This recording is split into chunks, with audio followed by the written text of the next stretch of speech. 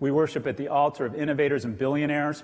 I think this perversion is best typified by the shit show I refer to as HQ2, where Amazon has gamified the HQ2 process and basically created a game which will result in a transfer of wealth from municipalities, fire districts, school districts, and police forces to Amazon shareholders. I believe it is a ruse.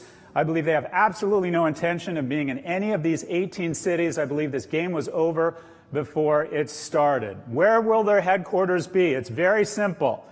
If you are the wealthiest man in the world and you're 54, and as someone who's in his 50s and is fairly economically secure, obviously not on the same magnitude, I can tell you start measuring your life in days and weeks. I have 10 more Christmases with my youngest son. I have 35 more on this planet. I don't do pretty much anything I don't want to do anymore. So query me this. If you're the wealthiest man in the world at $165 billion, which means you have more options than anyone else in the world, are you going to decide to spend 3 months a year, much less 3 minutes, in Indianapolis?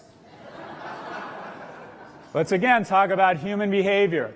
The way it usually goes down in households in terms of what's best for the welfare of the children is dad's an influencer and mama's the decider. If you're Miss Bezos, again, tied for #1 as the wealthiest person in the world, and you endure rainy Seattle 10 months a year, are you going to decide that you and your kids should spend more time in Toronto? This was over before it started. The Bezos have 2 houses, one in New York, one in D.C.